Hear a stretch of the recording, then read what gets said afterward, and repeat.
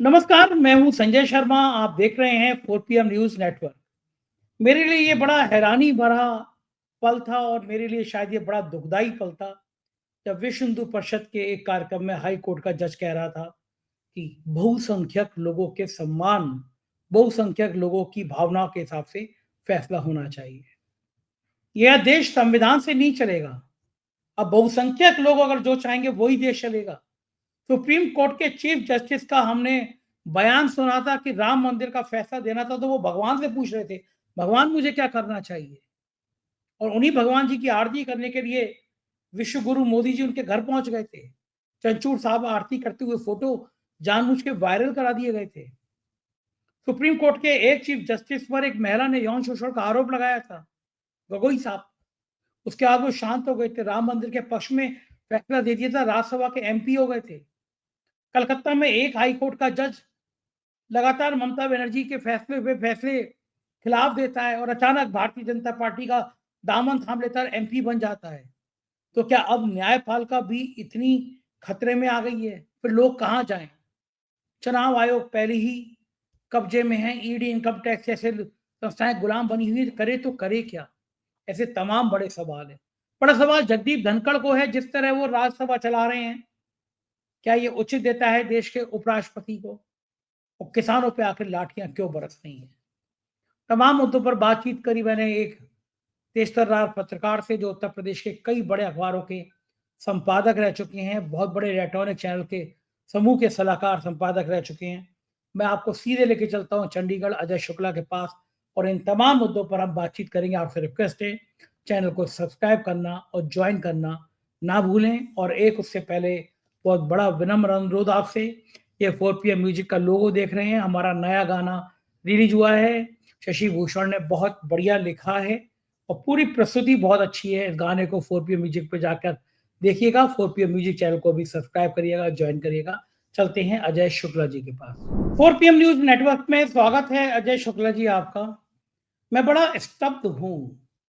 इस देश में अभी भी लोगों का अदालतों पर बहुत भरोसा था शब्द मैं इसलिए कहूंगा क्योंकि एक के बाद एक घटना सामने ऐसे आ रही है कि लोगों का भरोसा खत्म हो रहा है। और इस देश में जब एक के बाद एक संवैधानिक संस्थाएं खत्म हो रही हैं, चुनाव आयोग से लेकर और बाकी सारी संवैधानिक संस्थाओं की हम ऐसी तैसी होते देख रहे हैं, उस समय में जजों की अलग भूमिका नजर आ रही है। बहुत लंबे लंबे विवाद जुड़ गए हैं। पहले हमने देखा कि हमारे विश्व गुरु प्रधानमंत्री जी चले गए चंद्रचूड़ साहब जी के यहाँ गणेश जी की आरती करने के लिए। वो फोटो ऐसे तो चंद्रचूड़ साहब के घर की वायरल हो नहीं सकती, वो फोटो वायरल कराई गई और उसके बाद पता चला कि असली खेल क्या थे। बहुत सारे खेल खुलते नजर आ गए। पश्चिम बंगाल में एक हाईकोर्ट का जज, जो लगातार ममता बनर्जी के खिलाफ फैसले दे रहा था, अचानक कहता है कि मुझे तो भारतीय जनता पार्टी में शामिल होना है, और शामिल हो जाता है। ताजा मामला इलाहाबाद हाई कोर्ट के जस्टिस का है। जज साहब हैं यादव जी, शेखर यादव नाम शायद है उनका। कह रहे हैं कि ये देश बहुसंख्यक लोगों की भावना से चलेगा। विश्व हिंदू परिषद के कार्यक्रम में गए थे। तो क्या अब ये देश संविधान से नहीं चलेगा? चीफ जस्टिस को सपने में वो पूछते हैं, भगवान से पूछते हैं, पूजा आराधना में पूछते हैं कि मैं मंदिर का फैसला करने जा रहा हूँ, राम मंदिर का, आप मुझे बताइए मुझे करना क्या? भगवान जी उनको बताते हैं। एक जज साहब थे और उनका कहना था कि मोरनी मोर से गर्भवती नहीं होती, मोर के आंसू चुग लेती है, गर्भवती हो जाती है। ऐसे ऐसे नमूने अगर जुडिशरी में आ जाएंगे, ये बातें मैं इसलिए कह रहा हूँ, मुझे पता है नमूने कहने पे मेरे खिलाफ कंटेम्प्ट भी हो सकता है, लेकिन नमूने से कुछ खराब शब्द और हो तो मैं वो भी बोलना चाहूंगा, क्योंकि देश के लोगों की भावनाएं ज्यादा इंपॉर्टेंट है मेरे लिए किसी अदालत की सजा से। ये बातें मैं इसलिए कर रहा हूँ अजय जी, आप एक योग पत्रकार हैं, कई बड़े अखबारों के संपादक रह चुके हैं और खुद लॉयर हैं, आपने लॉ का बहुत बढ़िया अध्ययन किया है। क्या देश के लोगों को अब भरोसा रह पाएगा ऐसी सारी स्थितियों पे? आपका क्या मानना है? देखिए, मुझे लगता है कि पहले तो हमें ये समझना पड़ेगा, हमारी संविधान सभा बनी थी और यदि इसी तरीके के फैसले, इसी तरीके की सारी व्यवस्थाएं होनी थी तो संविधान सभा की बनाने की जरूरत नहीं थी।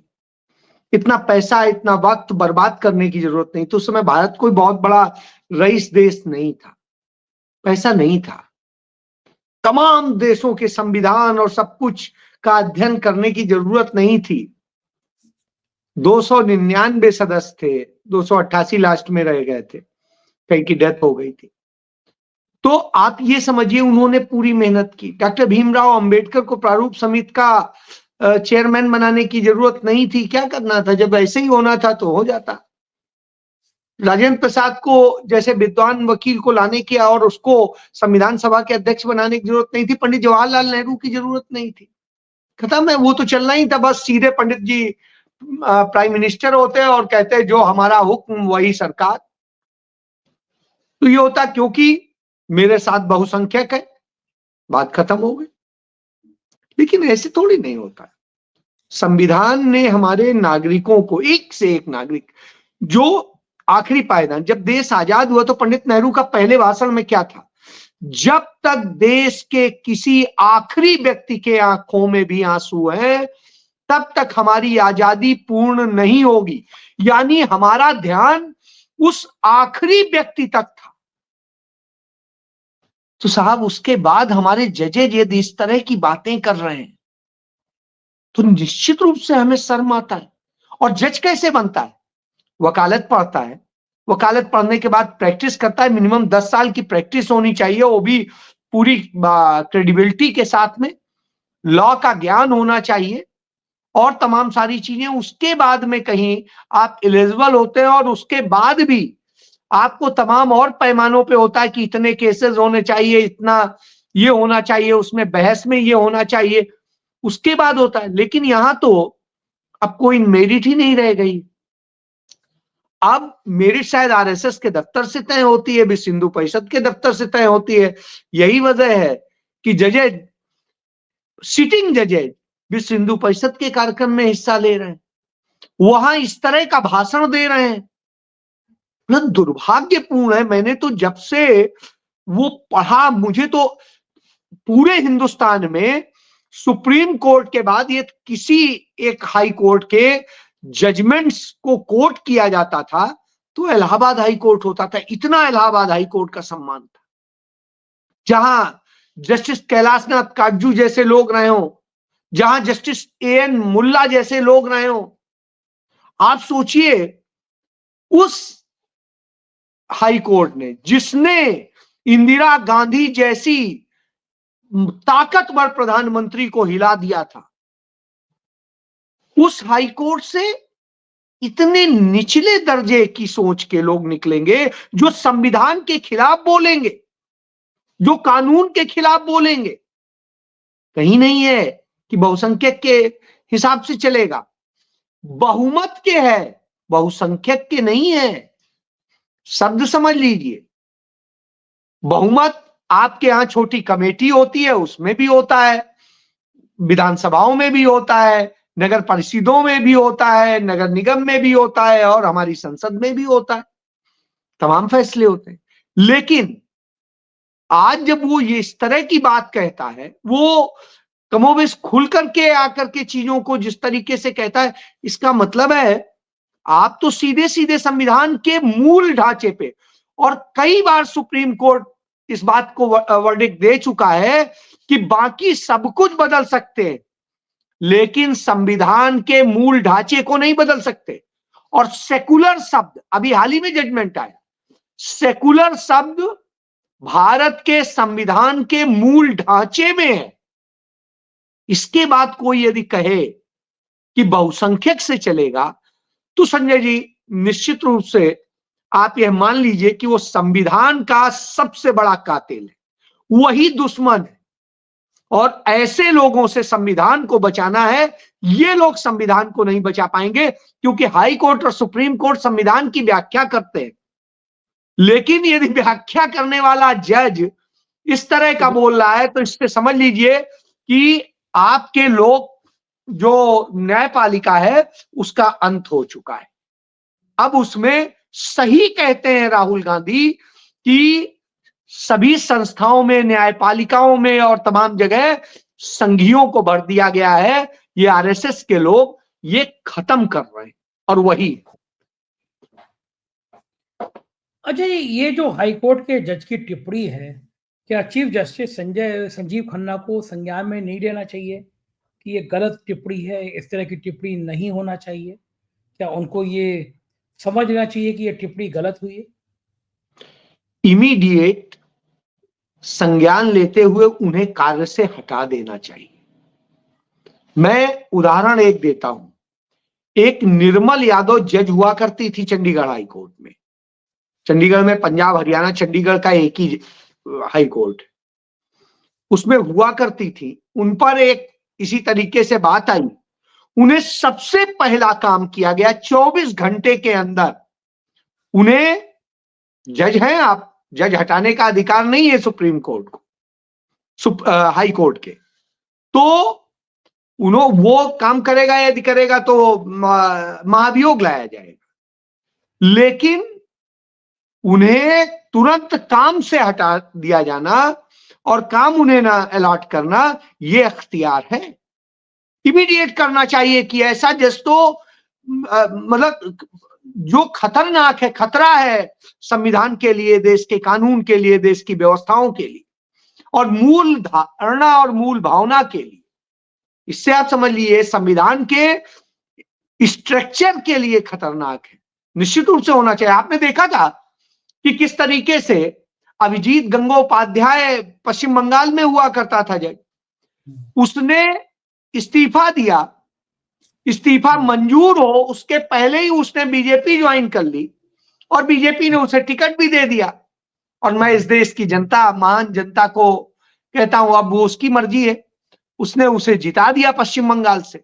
उस आदमी ने महिलाओं के लिए जो शब्द इस्तेमाल किए थे और चुनाव आयोग को भी उन पर 3 दिन प्रतिबंध लगाना पड़ा था कि 3 दिन वो नहीं कोई भाषण देंगे।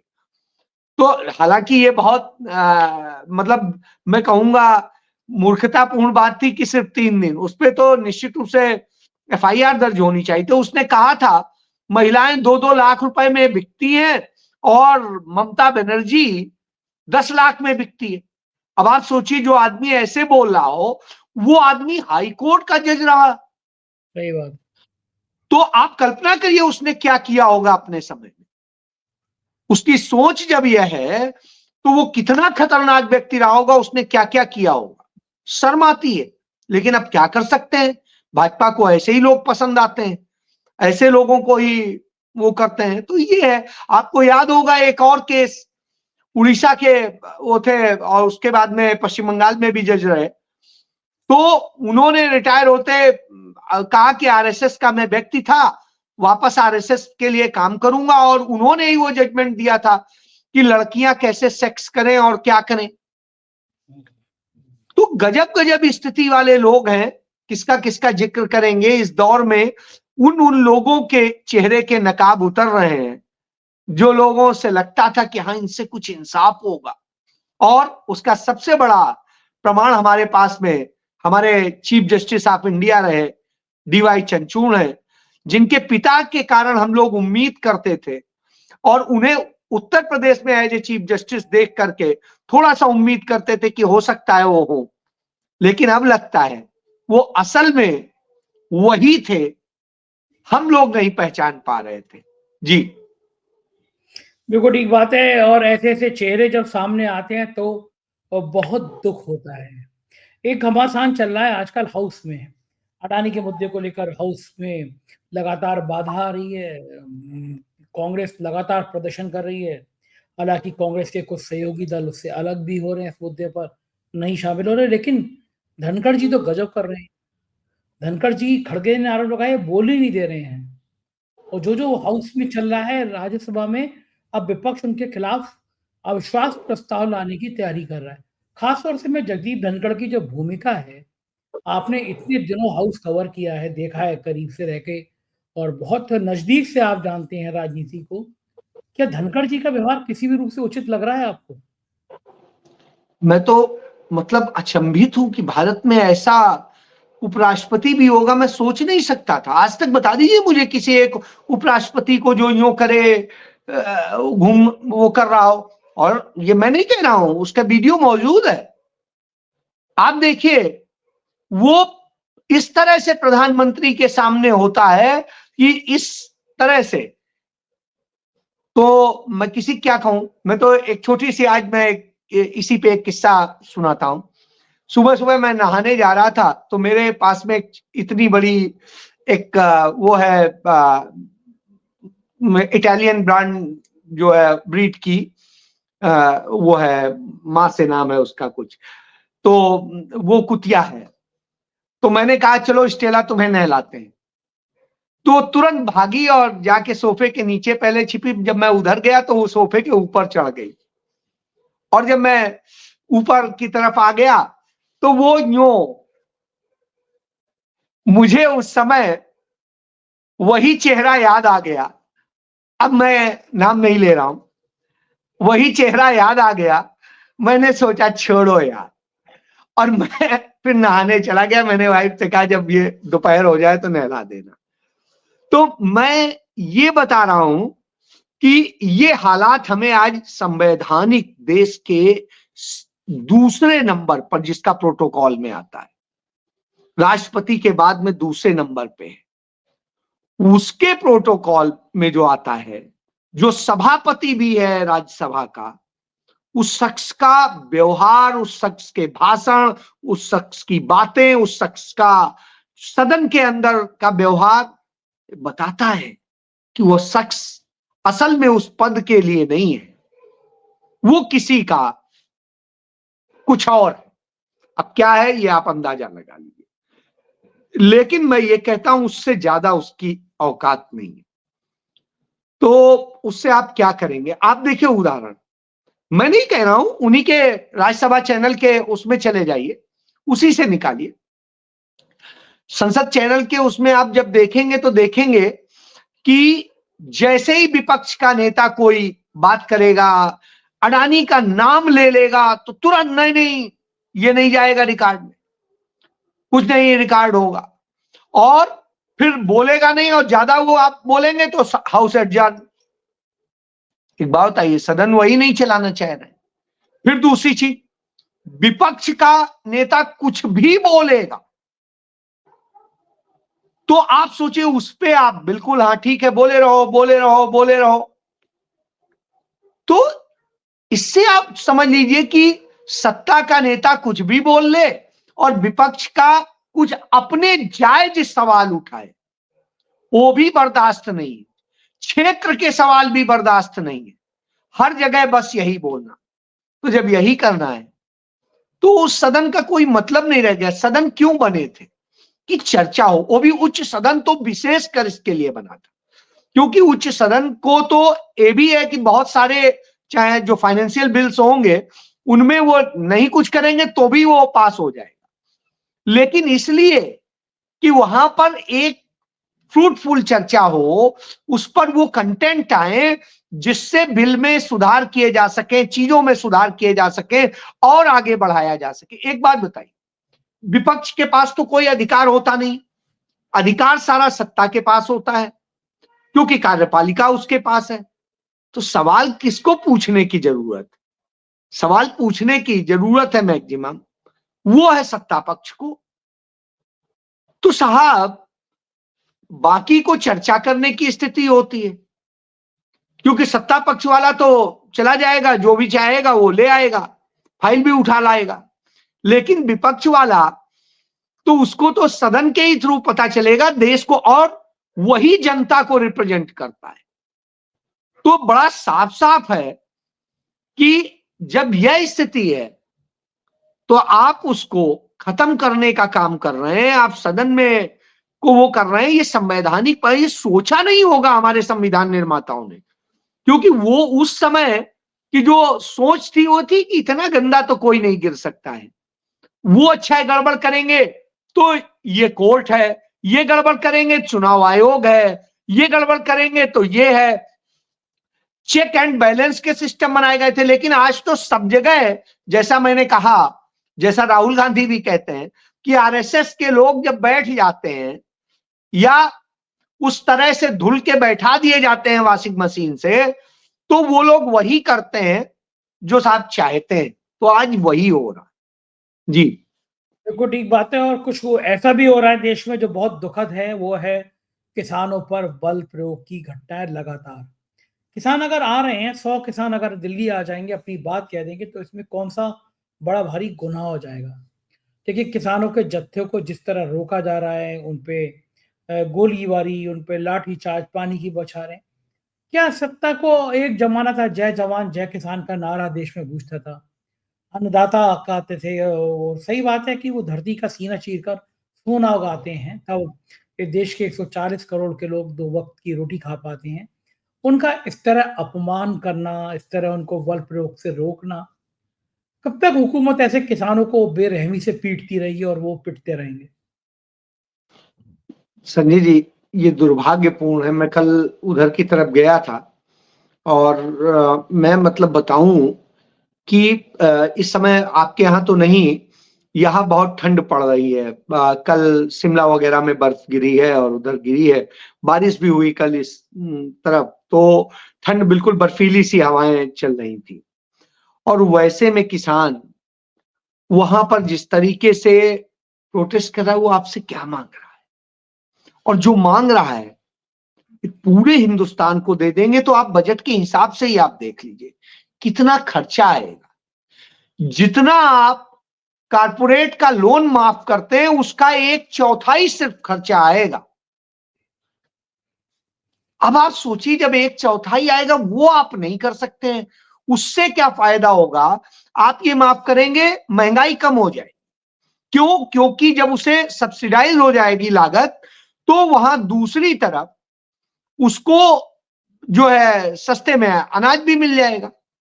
सरकार रेट तय करे। जब सरकार यहां का रेट तय करे, तो बनिया क्या बेचेगा, उसका भी रेट तय करेगी। स्वाभाविक सी बात है, दोनों को फायदा होगा। लेकिन ये सरकार क्या भ्रम फैलाती है, वो दे देंगे तो आपको महंगा पड़ जाए। क्यों महंगा पड़ जाएगा भाई? सरकार जो अनाज खरीदेगी, जब एमएसपी गारंटी देगी, जो खरीदेगी। आज आप देखिए, मैं खुद, चूंकि हमारी एग्रीकल्चर लैंड है, आपकी भी है, तो जब हम गेहूं पैदा करते हैं साहब, हमें 14 रुपया 15 रुपया भी मुश्किल से मिलता है।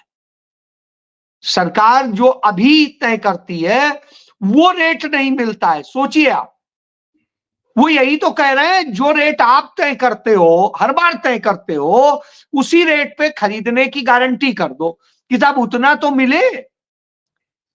ये थोड़ी नहीं है कि या तो आप खरीदते नहीं हो, आप हर साल एमएसपी घोषित करते हो।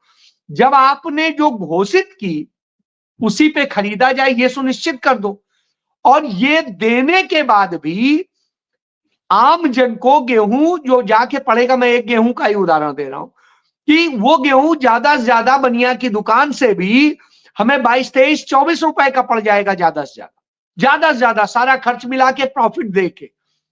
और उस मुताबिक हमें जो आटा पड़ेगा, वो मैक्सिमम 28 रुपया से ऊपर कभी किसी स्थिति में नहीं पड़ सकता है। आज हम कितने का ले रहे हैं? 45 से 50 रुपए किलो। अब आप सोच लीजिए, तो यानी प्रॉफिट उधर दे दोगे, उसके कारण मिडिल क्लास और हम सब लूटे जाएंगे। लेकिन न किसान को खाने दोगे। किसान बेचारा किन स्थितियों में उपजाता है, वहीं जाके देखिए। बड़े किसान तो चलिए मजदूर भी रख लेते हैं, छोटा किसान तो खुद ही करता है। सही बात। मैं जब, तो इसलिए मेरी समझ से उसके साथ यह अन्याय नहीं होना चाहिए। लेकिन यह अन्याय हो क्यों रहा है, संजय जी, इस पे 2 मिनट बोलना चाहूंगा। इन सारे अन्याय पे इसलिए बोलना चाहूंगा, क्यों राहुल गांधी अडानी को टारगेट कर रहे हैं? क्योंकि असलियत में इस देश में जो आज समस्याएं हैं, उसकी जड़ अडानी। देखिए कैसे वो एग्रीकल्चर पे कब्जा करना चाहता है, इसलिए किसानी के प्रोडक्ट्स पे जिन पर कभी टैक्स नहीं होता था, उन पर टैक्स थोप दिया गया, उन्हें बर्बाद किया जा रहा है कि मजबूरी में आप बेच के जाओ। वो हालत की गई, बागवानों के साथ इसी तरह से किया गया है। इसके बाद में रोजगार को जिस तरीके से खत्म किया गया है, जो हालात है, क्योंकि वो पैसा जब कहीं और जा रहा है, आपसे टैक्स तो बहुत पूरा वसूला जा रहा है, तो उसके बेनिफिट जा रहे हैं वहां, क्योंकि उनको सौंपना है। और तो रोजगार भी अडानी छीन रहा है। इसके बाद में भारत की दुनिया में बेइज्जती करा रहा है। बांग्लादेश में हमारे हिंदू मारे जा रहे हैं, अल्पसंख्यक, लेकिन नरेंद्र मोदी का एक बयान आप नहीं दिखा सकते हैं, नहीं दिखा सकते हैं कि विदेश मंत्री ने एक भी कड़ा शब्द कहा है। एक चिट्ठी तक लिखने की हिम्मत नहीं हुई है। क्यों? क्योंकि साहब अडानी का ठेका है। इसी तरीके से तमाम और सारी चीजें। इस देश को सांप्रदायिकता की आग में क्यों झोंका जा रहा है? क्योंकि अडानी को लाभ देना है, आपको भटकाना है, आप वहां फंसे रहे, वहां पे उसे सौंप दिया जाए। इस देश की संपत्तियां उन्हें सौंपी जा रही हैं। और इसके बाद में इस देश में बेटियों के साथ जो हो रहा है वो दुखद है, और उसके पीछे भी अडानी है। क्योंकि जो ये लाइजन गैंग है वो कैसे लड़कियों का इस्तेमाल कर रहा है, यह भी देखने की जरूरत। और इसके बाद भ्रष्टाचार, रिश्वतखोरी, वो सब है। तो यानी आपने हर चीज को लीगल कर दिया। इसलिए राहुल गांधी इस पर टारगेट करते हैं, क्योंकि यही एक ऐसी चीज है जो इस देश की हर समस्या का कारण है। चाहे रोजगार हो, चाहे महंगाई हो, चाहे किसानी की समस्या हो, चाहे लड़कियों और रोजगार के अलावा दूसरी और देश के सम्मान की समस्या हो, ये सारी समस्याएं वहां से। जी बिल्कुल ठीक कह रहे हैं। और राजनीति का कोई ना कोई तो हल जरूर निकलेगा। बहुत बहुत शुक्रिया अजय जी, आपने इतना समय दिया, हमसे बातचीत की। आभार, थैंक यू। ये थे अजय शुक्ला जी, और मुझे यकीन है आप भी इस बात से सहमत होंगे कि ये देश एक खतरनाक मोड़ पर खड़ा है। हमारी और आपकी जिम्मेदारी, हम सजग रहें, प्यार भाईचारे का माहौल बनाए रखें, जो देश के लिए बहुत जरूरी है। अपने कमेंट से अवगत कराइएगा बातचीत कैसी लगी। शुक्रिया, थैंक यू।